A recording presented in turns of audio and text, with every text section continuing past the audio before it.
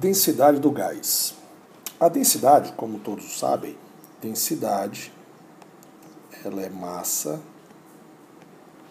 sobre volume, certo? Mas essa fórmula de densidade aqui, ela não leva em consideração a pressão e o volume, certo? Então, na verdade, a gente não usa muito para gases essa relação de densidade, né? Porque ela não tem a relação de pressão e volume. O que a gente considera é a densidade absoluta, porque a densidade absoluta já leva em consideração a pressão e o volume, porque ela usa a equação de Kleiber. Então vamos lembrar aqui a equação de Kleiber. Pressão vezes o volume é igual ao número de mols vezes R vezes T. Lembrando que quem é o número de mols? É a massa sobre massa molar. Então, no lugar do N, eu botei massa sobre massa molar. Certo? Vamos fazer aqui uma relação para saber a fórmula da densidade absoluta de um gás. Olha só. Se densidade é massa sobre volume, eu vou fazer o seguinte. Eu vou dizer que P vezes massa molar é igual a massa sobre o volume vezes R vezes T. O que é que eu fiz aqui? Eu fiz aqui meios extremos. Eu fiz cruz credo, certo? Quem é esse carinha aqui? Quem é isso aqui? Isso aqui é a densidade, massa sobre volume. Então, você teria isso aqui, ó, que pressão vezes a massa molar do gás é igual a densidade vezes R vezes T, certo? Quem é a densidade? Agora vamos botar aqui o R para baixo e o T. P, R, T. Então, densidade é igual a massa molar dividido por R vezes T. Essa é a fórmula da densidade absoluta. Isso quer dizer que quando, você olhando essa fórmula aí, quando a temperatura diminuir, a pressão vai aumentar, certo? Desculpa, quando a temperatura diminuir, a densidade vai aumentar. E tem até uma frasezinha para você decorar aí, né?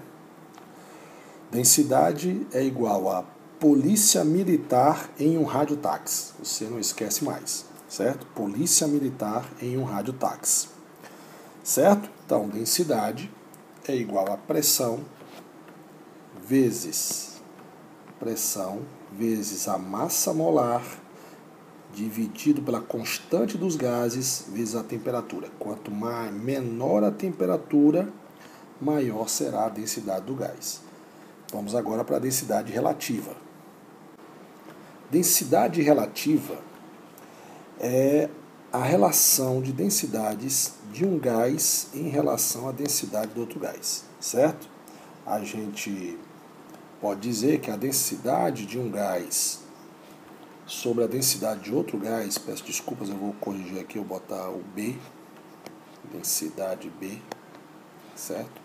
É igual a massa molar do gás A sobre o volume de A, volume molar de A, né? Massa molar de B sobre o volume de B. Como o volume de A tem que ser igual ao volume de B, porque eles ocupam o mesmo volume, os dois gases, né?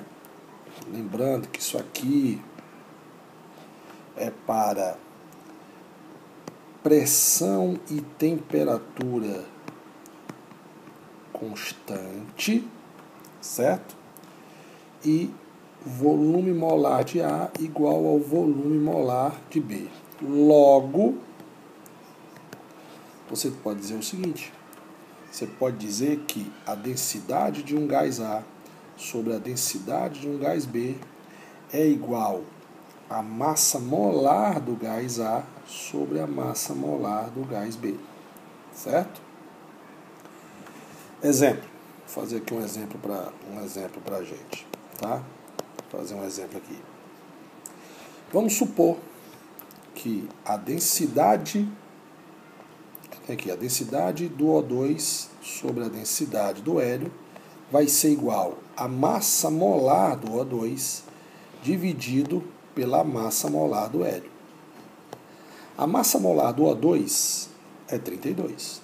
A massa molar do hélio é 4. Dividindo vai dar 8. Se você observar, você vai ver aqui que eu posso dizer que, fazendo meios extremos, que a densidade do O2 é 8 vezes a densidade do hélio. Certo? Observação. O gás oxigênio, ele é mais denso do que o hélio. 8 vezes. Certo? Porque ele é 8 vezes a densidade do gás hélio. Como é que eu cheguei a essa relação? Pelo seguinte, olha só. Olha só. Na CNTP,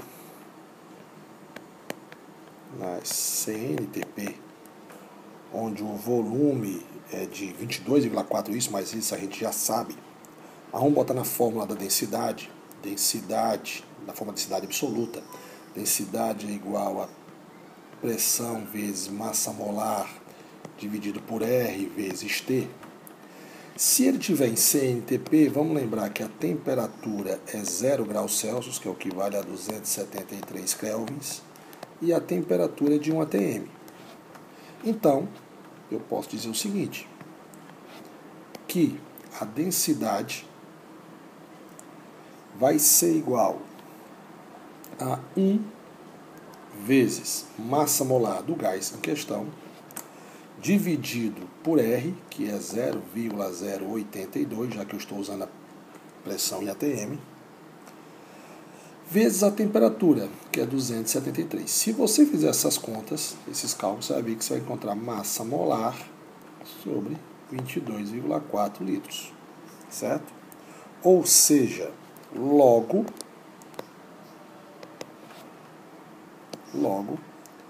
a densidade é igual à massa molar do gás dividido por 28,4 litros, se o cara estiver em CNTP, certo? Essa já é a fórmula direta para você achar. Então, eu usei esse raciocínio aqui para fazer a relação massa molar sobre o volume de A e B, certo? Só que os dois estão ocupando o mesmo volume, certo? E, no caso aqui, a relação de volume com CNTP. Densidade é igual a massa molar sobre 22,4. E se o cara tiver sobre 22,4. Se o cara tiver em CNTP. Não esqueça disso, ok? Vamos fazer aqui agora a massa molar aparente de uma mistura gasosa. Vamos lembrar que o número de mols é igual a massa sobre massa molar. Logo, eu posso dizer que massa molar é igual a massa sobre número de mols. Eu só fiz os meios extremos aí. Então, a massa molar da mistura será igual a massa da mistura dividido pelo número de mols da mistura. Certo? Só que esse caso aqui, essa formulazinha aqui, é a menos usada. Essa é a menos usada. Vou fazer para vocês, aqui é mais usada. Tá? O que é que a gente mais usa? Para de repente ficar o mais correto para você fazer essas contas. Por exemplo, vamos pegar aqui o ar atmosférico. Vou pegar aqui o ar atmosférico. O ar atmosférico, ele tem 78% de gás nitrogênio, ele tem 21% de gás oxigênio e tem 1%, vamos aqui botar argônio, tá? Eu estou levando em consideração o ar atmosférico limpo e seco, certo? E aí o correto você seria fazer pela média deles, ou seja, a massa molar da mistura seria porcentagem de nitrogênio, 78%, vezes a sua massa molar, 14 vezes 2, 28, mais porcentagem de oxigênio, 21, vezes a sua massa molar, 32, mais a porcentagem de argônio, 1, vezes a sua massa molar. E massa molar do argônio, 40. Isso aqui é a média ponderada, dividido por 100. Você fazendo essas contas, você vai encontrar 28,96. E a unidade vai ser grama por mol, porque eu estou achando a massa molar. Então, eu posso dizer, logo, eu posso dizer que a massa molar do ar puro e seco é aproximadamente 28,96 gramas por mol. Beleza? Difusão e efusão dos gases. Lei de Gram. A difusão é o movimento espontâneo de um gás através do outro. A gente estudou isso aí lá no início, na primeira parte, né? Que um gás pode se movimentar entre eles, né? Um através do outro, correto? Não um passar dentro do outro, porque você sabe que dois corpos não ocupam o mesmo lugar do espaço. Difusão é o movimento espontâneo de um gás através de outro. Efusão é a passagem de um gás através de um pequeno orifício, por exemplo. Então eu fiz aqui, eu tenho uma pressão A de um lado, tenho uma pressão B do outro. Logicamente, as partículas gasosas têm mais no A, a pressão em A é maior que a pressão em B. Um exemplo clássico que a gente pode atribuir isso aí é o balão. Balão de aniversário, né? Balão de aniversário. Você enche o balão e com o passar do tempo, ele começa a murchar o balão. Lógico, ele tem pequenos orifícios que o gás consegue passar, certo? Então houve uma efusão. Eu tenho duas formulazinhas para você fazer a difusão e a efusão do gás, em relação às suas velocidades, é claro. A velocidade de um gás em relação à velocidade de outro gás é igual à raiz quadrada da massa molar de um gás sobre a massa molar do outro gás. Ou o volume de um gás, ou melhor, volume não, a velocidade de um gás em relação à velocidade de outro gás é igual à raiz quadrada da densidade de do gás B sobre a densidade de um gás A. Certo? Você viu que troquei aqui, ó. Observe isso aqui, né? Ó. A, ou B, B, A. Certo? Correto? Bom, vamos falar em exemplo isso aqui, né? Vamos pegar aqui um exemplo que seria o seguinte. Vou pegar aqui um exemplo. Vamos supor que você tem aqui um recipiente, tá? De um lado você tem o gás, você tem um chumaço de algodão, aqui tem um chumaço de algodão com ácido clorídrico, e aqui você tem um chumaço de algodão com amônia. Com o passar do tempo eles vão emitir gases, e esses gases vão se encontrar em algum local aqui, certo? Só que eles vão se encontrar mais próximos do HCl. Por que, Sandro, né? Por que vão se encontrar mais próximos do HCl? E tem uma lógica para ser. Difusão e efusão, você observou que está relacionada à velocidade. E você viu nessa formulazinha aqui, ó, que está relacionada à massa molar. Correto? A massa molar do HCl, a massa molar a massa molar do HCl é maior que a massa molar da amônia. É só fazer 1 vezes 35,5 e 3 vezes 14, que é a massa do nitrogênio. Se a massa molar do HCl é maior que a massa molar do NaHCl, a velocidade do HCl é menor que a velocidade da amônia. Então eu posso dizer isso aqui, ó, que a velocidade do HCl é menor que a velocidade da amônia. Por isso que a mistura deles, né, eles vão se encontrar mais próximo do HCl. Você quer ver outro exemplo? Vamos supor, vou aqui fazer um outro exemplo. Você tem o ácido sulfúrico, tem um cheirinho de ovo podre.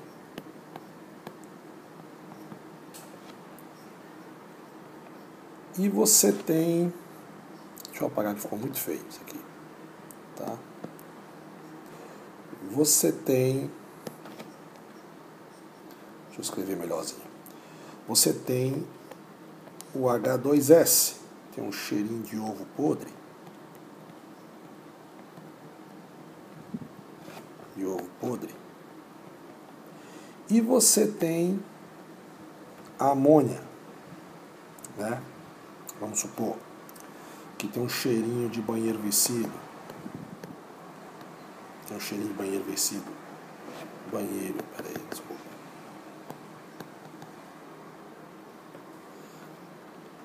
Vamos supor que você está a uma certa distância desses dois gases, tá? Você está a uma certa distância. A massa molar do H2S é de 34 gramas por mol. E a massa molar da amônia é 17 gramas por mol. Eu deixo escapar, aqui está você, eu deixo escapar ao mesmo tempo ácido sulfídrico e amônia em uma sala. Qual o primeiro cheiro que você vai sentir? Tá certo que os dois cheiros não são muito agradáveis, né? Mas qual o primeiro cheiro que você vai sentir? Vai ser o do H2S, de ovo podre, ou da amônia no banheiro? Lógico que o primeiro que você vai sentir vai ser o da amônia, certo? Por que, Sandrão? Porque a amônia ela tem menor massa molar. Então ela tem uma velocidade maior do que o ácido sulfídrico. Beleza? Sob temperaturas diferentes para o mesmo gás. Então, olha só. Vamos supor que eu tenha aqui a velocidade do O2A. Velocidade do O2B. Você vai ter essa seguinte fórmula. Que a velocidade do gás O2 em A e a velocidade do gás B é igual a raiz quadrada da temperatura do O2 em A sobre a temperatura do O2 em B. Isso aqui é para o mesmo gás. Ok?